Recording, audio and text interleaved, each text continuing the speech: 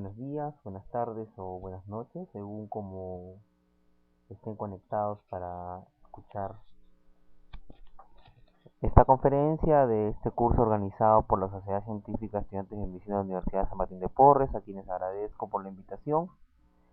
En este caso se me ha pedido que les comente acerca de cómo redactar la sección de métodos en un artículo científico. Bien, mi nombre es Alberto Salazar y vamos a empezar entonces a conversar acerca del tema. Bueno, cuando hablamos de redacción, eh, haciendo algo previo a la sección de métodos, debemos diferenciar, ¿no?, lo que es una redacción literaria de lo que es una redacción científica. Lo que nos compete a nosotros para el curso es hablar acerca de la redacción científica, pero vamos a tratar de definir qué cosa es una y qué cosa es otra. Una redacción científica, o más bien una redacción literaria, es una redacción que entretiene, que divierte, educa o entristece. Podemos usar más verbos. En todo caso, en este tipo de redacción se utilizan recursos como metáforas, se redacta en sentido figurado, se utiliza un vocabulario florido, es decir, un vocabulario lindo, hermoso, que adorna. En cambio, en una redacción científica, que es a lo que nos dedicamos en este curso, es comunicar un resultado. Esto ya es algo que deben estar revisando constantemente, lo que es un artículo científico. Por lo tanto, se entiende que es un informe, ¿no?, sistematizado acerca de lo que has estudiado, ¿no? Principalmente debe describir los resultados de una investigación original, es decir, de un estudio que ha abordado un problema que en el momento que se realizó es inédito. Por lo tanto, la redacción de un artículo científico en aras de comunicar los resultados debe ser preciso, claro y breve, completamente diferente a una redacción literaria en la cual no debe ser precisa, no debe ser clara ni breve, al contrario, debe ser extensa, ¿no? Debe adornarse, dejar mucho a la imaginación, a la especulación, todo lo contrario que sucede con una redacción científica. Ahora, las partes de un artículo científico están bien claras también y se entienden bajo un sistema INRIT, ¿no?, que hacen referencia a la introducción, a los métodos, a los resultados y a la discusión, ¿no? La introducción, ustedes ya saben, es prácticamente responder qué se estudió, ¿no?, en base a una delimitación de un problema y a un objetivo sentado. ¿Y cómo se puede lograr estudiar el objetivo acerca de los métodos, ¿no? Los métodos que se van a utilizar para poder abordar el objetivo, abordar, develar si las hipótesis planteadas pueden ser comprobadas, ¿no? Para eso hay toda una sistematización en métodos, ¿no? Luego vienen los resultados, que son los hallazgos, ¿no?, de los experimentos. Y al final, ¿qué significan esos experimentos? Es la discusión. Muy bien, nosotros vamos a conversar más acerca de métodos, acerca cómo se hizo la investigación, que empleé para poder delimitar el problema o comprobar las hipótesis, ¿no?, o negarlas, que pude yo encontrar o delimitar en la sesión previa de introducción, ¿no? Los materiales y métodos me deben llevar a algo reproducible, ¿no? Y que sea reproducible por todos, ¿no? Tanto por las personas que están redactando y publicando como las personas que luego pueden leer, ¿no? Sepan que es algo que pueden replicar, ¿no? Esto es importante porque cuando tú presentas un artículo y los revisores, al leer esta parte, detectan que finalmente tu metodología, ¿no?, tus materiales y métodos no es algo que sea reproducible, tiene demasiadas fallas, va a ser una limitante para continuar en el proceso de aceptación de tu artículo, ¿no? Los materiales y métodos se redactan en el tiempo pasado, se utilizó, se empleó, se aplicó, ¿no? Fueron, fue. Por otro lado, se mencionan, ¿no? Importante, las pruebas estadísticas empleadas, ¿no? Eh, Esto es importante también para hablar acerca de la validez de tus resultados. Todo lo mencionado al final debe constar en los resultados y ser mencionado en la discusión. De manera general, ¿no? ¿Qué es lo que hace material y métodos? Explica cómo se hizo la investigación. Por lo tanto, la función de material y métodos es decirle al lector qué experimento o procedimientos se realizaron para responder a la pregunta, objetivo o hipótesis referida en la introducción, ¿no? Como hemos venido diciendo, ¿no? Y el punto crítico de esta sección es que debe presentar replicabilidad de los resultados, porque esto es el corazón de la ciencia, ¿no? La replicabilidad. Algunas recomendaciones para redactar la sección de materiales y métodos es organizarse, ¿no? En definitiva, la redacción de un artículo científico como la ejecución de una investigación, el plasmar una idea de investigación en un proyecto, en sí todo el proceso científico es un proceso sistematizado, ordenado, es decir, presenta pautas, presenta pasos, pasos que van del 1 al 10, que no puedes saltearte.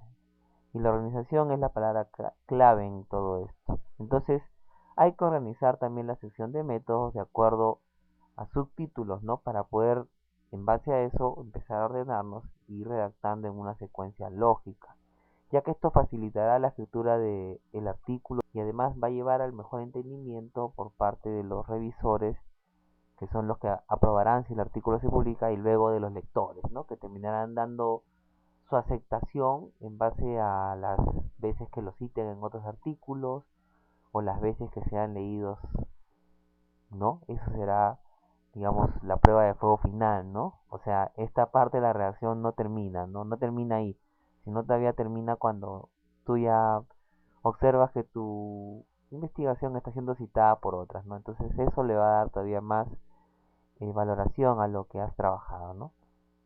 Por lo tanto, asegurarse que los subtítulos sean lógicos, importantes y que tengan suficiente texto para justificarlo. Ahora estos subtítulos se van a presentar en base al estudio que se ha realizado, ¿no?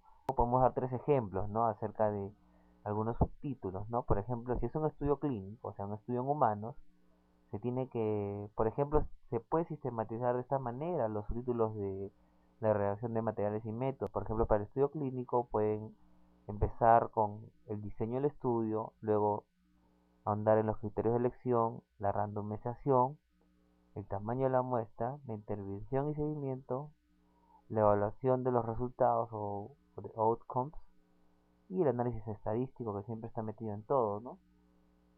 O si es un estudio epidemiológico, cualitativo, ¿no? El área, la población de estudio, criterios de selección, selección de sujetos de estudio, tamaño de muestra, diseño de estudio, variables principales y análisis estadístico, ¿no?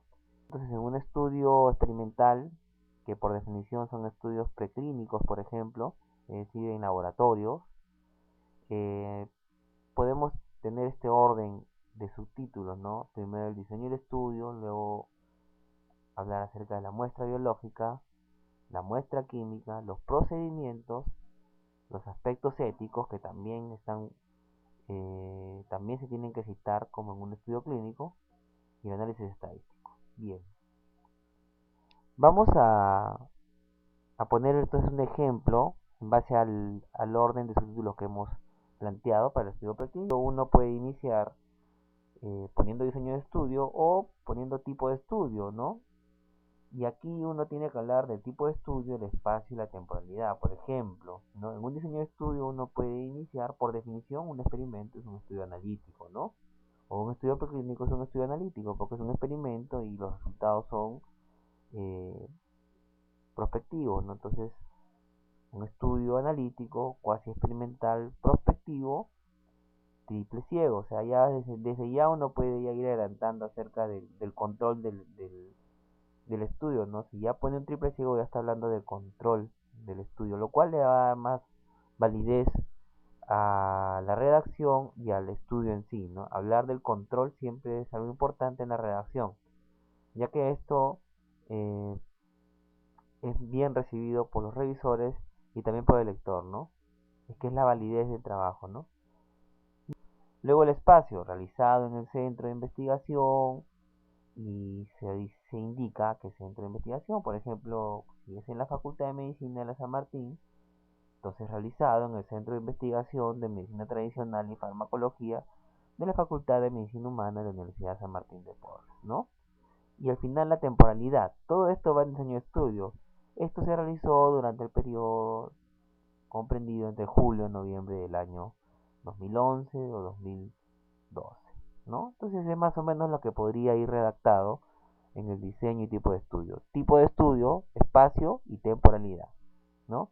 Y en el ejemplo ustedes pueden ver qué cosa es tipo de estudio, qué cosa es espacio y qué es temporalidad, ¿no?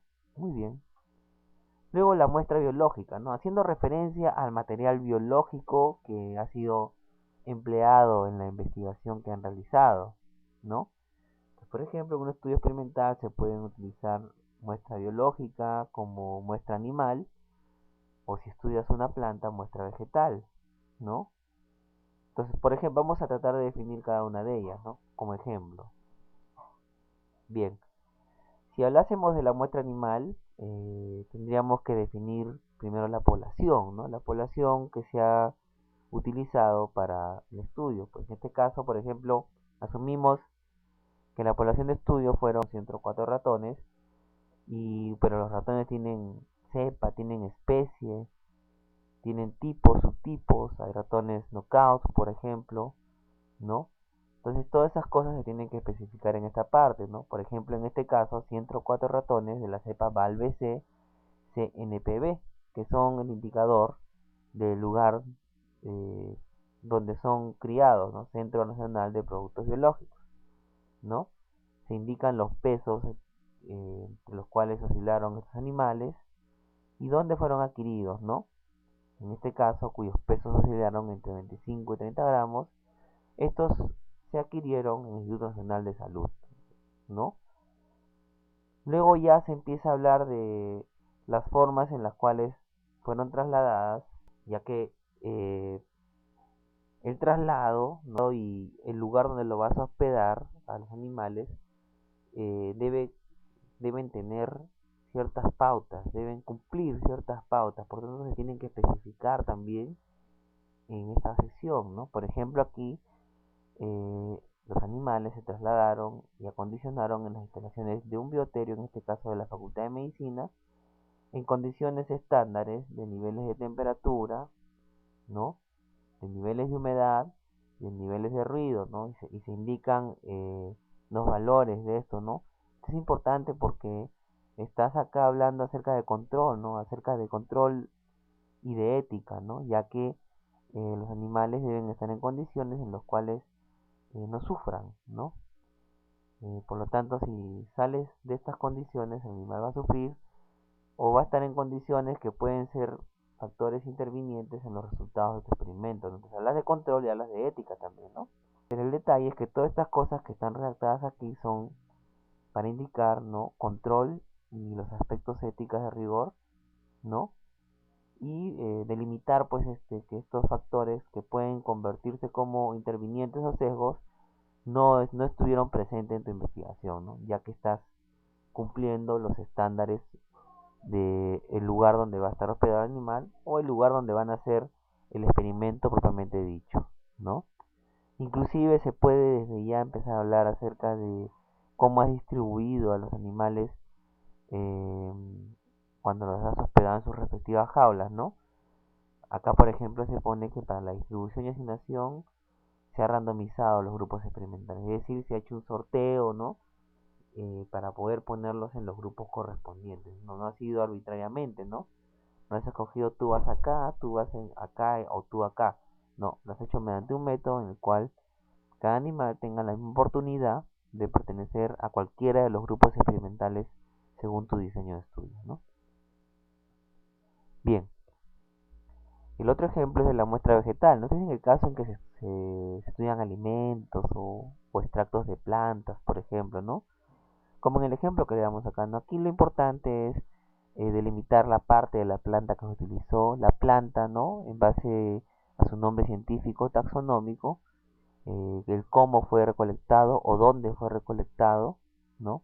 Cómo se certificó que la planta que estás utilizando sea de la familia, el género y la especie que estás indicando, ¿no? Todo eso tiene que tener una metodología, ¿no? Como se indica acá, en este caso se ha utilizado las semillas de esta planta denominada Jatropha curcas, es el nombre científico, el nombre vulgar es piñón blanco, por ejemplo, en el Perú, ¿no? Y que el método utilizado para la clasificación de esta planta es el método de Serrat, ¿no? Pero acá también hay una enlace web en el cual se puede uno indagar un poquito más acerca de cómo se llega a la taxonomía de una planta, ¿no? Bien, la siguiente parte es acerca de la muestra química. Bueno, esto hace referencia sobre todo cuando en los estudios experimentales se utilizan reactivos químicos o drogas o medicamentos, ¿no? Se tiene que especificar acá bien claro, ¿no? Eh, qué cosa es, el nombre químico, ¿no? En el caso de un medicamento, el nombre en base al DSI, ¿no? O sea, la denominación común internacional. Lo importante es poner, pues, todo aquello que le dé la procedencia, ¿no? Del químico que estás utilizando, ¿no? Porque de no poner así se puede interpretar como que es algo que estás consiguiendo clandestinamente y eso no asegura seriedad, ¿no? De lo que estás utilizando. Y en investigación se tienen que utilizar recursos que provengan de fuentes serias. Luego vienen los procedimientos. Y en los procedimientos ya se entra directamente ahora cómo todos estos materiales que has descrito previamente van a ser utilizados mediante los procedimientos o los experimentos que vas a realizar para demostrar el objetivo de tu trabajo, ¿no? Por lo tanto, por ejemplo, se puede hablar acerca si es una planta que vas a probar su efecto, hablar acerca de cómo vas a extraer, ¿no? Los principios activos de la planta. Por ejemplo, en este caso se puede hacer un extracto de la planta para extraer un principio activo, ¿no? Y por ejemplo acá se habla de la preparación de un extracto etanólico, ¿no? Luego si vas a hacer, si quieres cualificar los componentes químicos que presenta la planta, se puede hacer también una evaluación fitoquímica, ¿no? O si yo puedo extraer un componente particular de la planta como flavonoides, entonces tengo que poner extracción de flavonoides, ¿no? Y describir la técnica que he utilizado, al igual la técnica para la evaluación de fitoquímica y la técnica para la preparación del extracto etanólico, ¿no? Y así específicamente para cada uno de los experimentos planteados, ¿no? O para el efecto que quieres comprobar, ¿no? Por ejemplo, si quieres comprobar el efecto de una planta o quieres comprobar la interacción de dos medicamentos, el efecto de la interacción de dos medicamentos sobre un órgano, por ejemplo, puedes evaluar la interacción de dos medicamentos sobre la motilidad gastrointestinal, ¿no? O evaluar la actividad analgésica de un extracto de una planta, ¿no? Bien, vamos a ver. Por ejemplo, si trabajo con una planta, ¿no? ¿Cómo podría ser la metodología de la preparación del extracto etanólico, ¿no? Por ejemplo, vamos a leer acá, ¿no? Que aquí se habla de que en pasado siempre no se realizó, ¿no? A partir del material seco y molido de las semillas de Jatropha curcas. Esta se maceró, ¿no? Durante una semana en etanol desnaturalizado al 95% con ciclos de sacudidas de una hora mediante un rotavapor o manualmente. Posteriormente, la mixtura fue filtrada y el residuo obtenido fue secado en estufa por 48 horas, ¿no? Entonces se describe todo el procedimiento, ¿no? De cómo obtuve mi extracto etanólico, ¿no? Luego, por ejemplo, si el objetivo del estudio fue determinar el efecto sobre la motilidad gastrointestinal del extracto etanólico de la semilla de Jatropha, entonces debo describir el procedimiento acerca de la evaluación de la motilidad gastrointestinal en vivo, como acá lo están viendo, ¿no? Entonces aquí se inicia, por ejemplo, indicando que se utilizó el método de Arbos, que es el método acerca de la evaluación de la motilidad gastrointestinal, ¿no? Y describe pues todos los procedimientos que se hacen para poder determinar el recorrido intestinal de un marcador, en este caso el carbón activado, ¿no? Bien, entonces uno debe describir todo esto para cuando redacta los materiales y métodos, ¿no? Y en esta descripción hay muchos aspectos acerca del control, ¿no? Por ejemplo, acá se pone que la medición del recorrido de carbón intestinal, ¿no? Por el carbón activado fue hecha por dos personas, ¿no? Y esto fue hecho independientemente, ¿no? Inclusive estas dos personas estuvieron a ciegas, ¿no? Cuando hicieron la administración, ¿no? Es decir, no sabían qué sustancia había recibido el roedor, ¿no? Ni sabían, ni el operador tampoco sabía el origen de eso. Entonces, acá había un doble ciego en el procedimiento, ¿no? También se describe acá y se sigue hablando de control, se sigue hablando de control de sesgo, ¿no? Y eso le va dando más validez a tus resultados, le va a dar más validez a tu estudio, ¿no? También, por ejemplo, algo importante, ¿no? Cuando se habla del método, se habla también en un estudio en vivo acerca de la administración de las sustancias en los roedores, ¿no? Entonces, una manera de seguir hablando del control es indicar las soluciones, cómo se prepararon y qué volúmenes fueron aplicados, ¿no? Uno puede ser muy detallista, o sea, podría definir o redactar cómo se hizo toda la solución, ¿no? O sentarlas e indicar que éstas se realizaron bajo ciertas recomendaciones, ¿no? Pero sustentándolas con una referencia conocida, aceptada, ¿no? Para que siga indicando control. Por ejemplo, de no poner esto, me dejaría en el aire que se utilizaron volúmenes de administración.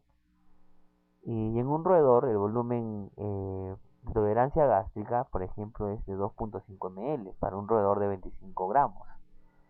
Si yo no pusiera en la redacción que me basé a recomendaciones, de repente puedo pensar como revisor que cuánto habrá administrado. Entonces puedo después pedirle a quien me mandó el artículo que me pase su base de datos y ver la solución y el volumen que administró. Y de repente puedo encontrar que administró 0.5 ml, ¿no? Eso me daría que pensar cuando yo no encuentro algo que me indique que lo han hecho correctamente, ¿no? Por eso es que acá, como lo pueden leer, se deja sentado ello, ¿no? Luego se describen también los grupos experimentales pues que se formaron y esto se diseña en base pues al objetivo del estudio, ¿no? Y en esta descripción de grupos experimentales ya se va indicando las dosis que se les va a administrar a las dosis y la droga que se va a administrar por cada grupo, ¿no? Bien importante es esto, ¿no? Y la vía de administración, ¿no? Bien. Luego, ya finalizando está el asunto de los aspectos éticos. Uno dice, bueno, pero si son estudios en animales, ¿para qué vamos a hablar de aspectos éticos? Solamente en estudios en humanos. No, error, ¿no? Tanto en humanos como en animales se tiene que sentar la ética, ¿no? Porque ambos se les consideran como seres vivos y ambos sufren, entonces se tiene que hablar de ética, ¿no? Entonces, en estudios en animales también, ¿no? En el Perú ya en la actualidad ya tenemos comité de éticas para estudios experimentales en animales, ¿no? Tenemos en el INES, ¿no? Que se acaba de formar y cuyo reglamento acaba de salir hace muy poco. Asumimos que en los siguientes próximos 10 años esto cada vez va a ser más riguroso, lo cual va a ser bueno para que quienes hacen investigación en animales en el Perú eh, mejoren, porque cuando hay un comité de ética para investigación de animales o cuando te riges a la ética de investigación de animales, generas que tus experimentos sean mucho más justificados, es decir, no investigues por investigar, ¿no? Ese es un principio importante, ¿no? Bien, entonces, si